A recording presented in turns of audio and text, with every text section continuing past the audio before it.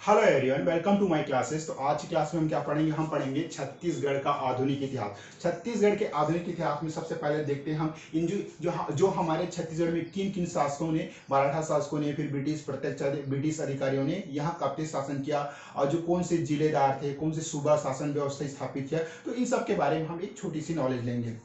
सबसे पहले अप्रत्यक्ष प्रशासन हो गया, अप्रत्यक्ष मराठा प्रशासन हो गया, मराठा शासन हो गया। फिर आपका सूबा शासन व्यवस्था हो गया। फिर ब्रिटिशों के अधीन जो कौन कौन से शासकों ने, मराठा शासकों ने शासन किया। फिर पुनः मराठा शासन हो गया। फिर प्रत्यक्ष ब्रिटिश शासन हो गया। तो चलिए आइए देखते हैं। सबसे पहले आपका 1741 अप्रत्यक्ष मराठा शासन 1741 स्टार्ट हुआ तो 57 ईस्वी तक चला। उसमें पहले कौन थे? अप्रत्यक्ष मराठा शासन में पहला आपका रघुनाथ सिंह, दूसरा मोहन सिंह। अब देखिए अप्रत्यक्ष मराठा शासन का मतलब क्या हुआ? मतलब इन्होंने क्या अंग्रेजों के अधीन रहकर, ब्रिटिशों के अधीन रहकर शासन किया। ये रघुनाथ सिंह है और मोहन सिंह, मतलब किसी के अधीन रहकर इन्होंने कार्य किया। उसके बाद मराठा शासन कब से कब कहां तक प्रारंभ हुआ? 1758 से 87 ईस्वी में प्रारंभ हुआ छत्तीसगढ़ में। अब देखिए जो छत्तीसगढ़ में मराठा शासकों का जो शासन क्रम कब से कब था। देखिए पहला है आपका बिम्बाजी भोसले है, आपका 1758 से 1787 ईस्वी तक शासन किया। किसने किया? आपका बिम्बाजी भोसले।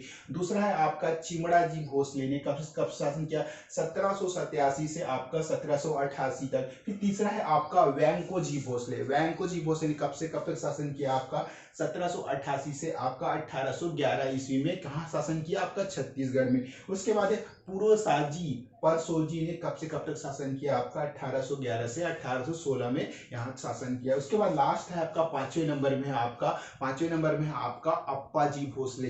ये देखिए अप्पा साहब है ना, 1816 से आपका 1818 तक शासन किया। ये थे हमारे छत्तीसगढ़ में मराठा शासकों का जो शासन क्रम था। उसके बाद पढ़ते हैं सूबा शासन व्यवस्था। अब सूबा शासन व्यवस्था क्या है? यह एक ऐसी व्यवस्था है सूबा जिसमें क्या है, लोग सूबेदार नियुक्त किए जाते थे। मतलब जो मराठा शासकों में क्या है, एक शासक नागपुर में होता था, वो वहीं से बैठे बैठे यहाँ एक सूबेदार नियुक्त करता था, और जो सूबेदार के माध्यम से ही पूरे शासन को चलाता था। समझ में आया? देखिए सब सूबेदार का क्रम क्या कब से कब तक है। देखिए ये कब सूबा व्यवस्था शासन कब प्रारंभ हुआ? 1787 से 1818। मतलब आपका जो अप्पा साहब थे ना, जो आपका लास्ट है मराठा शासन, उसके बाद जो अप्पा साहब के बाद क्या हुआ? आपका जो आपका सूबेदार शासन का क्रम चालू प्रारंभ हुआ।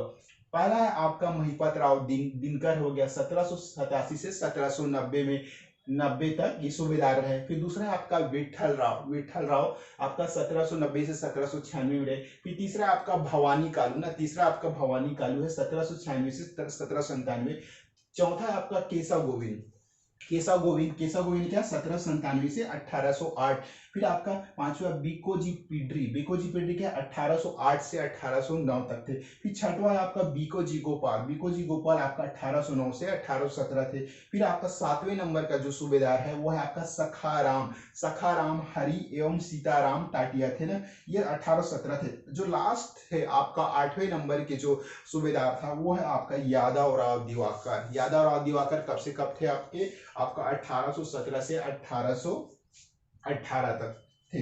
तो ये थे सूबेदारों का क्रम। तो इसमें सबसे पहले आपको ये याद रखिए, सूबेदार को जो पहला कौन से क्रम का जो सूबेदार है वो सीडीपीएससी या स्टेट पीएससी आपका व्यापक यही पूछते हैं कि सबसे पहले क्रम का जो सूबेदार कौन है। तो सबसे पहले क्रम का जो सूबेदार है वो है आपका महिपत राव दिनकर। और लास्ट कौन है आपका? देखिए लास्ट यादव राव दिवाकर है। पहला याद रखिए महिपत राव दिनकर है, लास्ट है आपका यादव राव दिवाकर थे। ये तो थे आपका सूबेदारों का क्रम। अब उसके बाद जो ब्रिटिश कालीन के जो अधीन जो मराठा शासन कौन कौन से थे, तो देखिए 1818 से 1830 ईस्वी के आसपास यह प्रथा चालू हुई। अधीक्षकों क्रम है, पहला आपका कैप्टन एडमंड है 1818, दूसरा आपका कैप्टन एग्न्यू है, तीसरा है आपका कैप्टन हंटर है, चौथा आपका कैप्टन सैंडीस है, पांचवा कैप्टन विल्किंसन है, छठवा आपका कैप्टन कारफाड़ है। देखिए सन इतना इंपॉर्टेंट नहीं है, लेकिन जो क्रम है ना, ये captain Edmund, captain Agnew, captain Hunter, captain Sandys हो गया, कैप्टन विल्किंसन और छठवा कैप्टन क्राफर्ड। अब देखो पुनः मराठा शासन।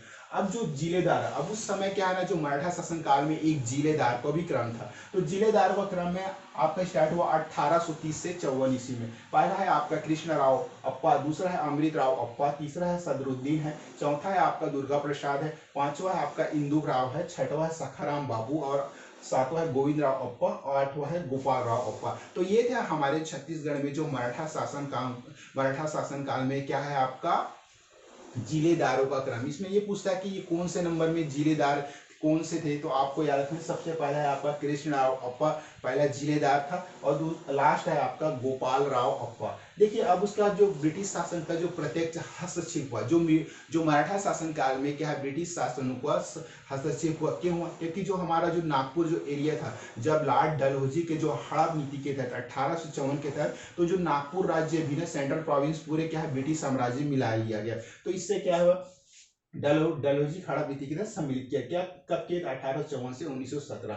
तो ये था हमारे जो हमारे छत्तीसगढ़ में जो आधुनिक इतिहास, छत्तीसगढ़ का जो आधुनिक इतिहास के बारे में एक जानकारी। इसके बारे में देखिए जो हम पढ़ रहे हैं अभी क्या, रघुनाथ सिंह मोहन सिंह छत्तीसगढ़ में शासन, तो इसका आगे जो क्लास डिटेल है ना, मैं एक एक करके आपको समझाऊंगा। भीमराव जी भोसले के बारे में, चिमड़ा जी भोसले, वैंको जी भोसले, पुरसाद जी, परसो जी, अप्पा साहब। तो ये तो एक छोटा सा हमने एक छोटी डिटेल जाना। आगे क्लास में पढ़ेंगे कि जो सभी सूबेदार क्रम है, महिपत राव दिनकर, विठल राव हो गया आपका, भवानी कालू के साथ गोविंद बिकोजी पेंड्री, बिकोजी गोपाल, और सखाराम हरि एवं सीताराम टाटिया यादवरादी वगैरह। तो इन सब के बारे में क्या हम आगे छोटी छोटी स्लाइड में डिटेल से पढ़ेंगे। ये हमारा आज के क्लास में क्या था, सबसे शुरुआत है।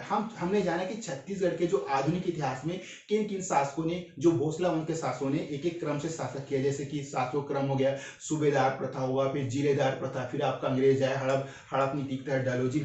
तो आज की क्लास में सीखनी। Okay, thank you so much.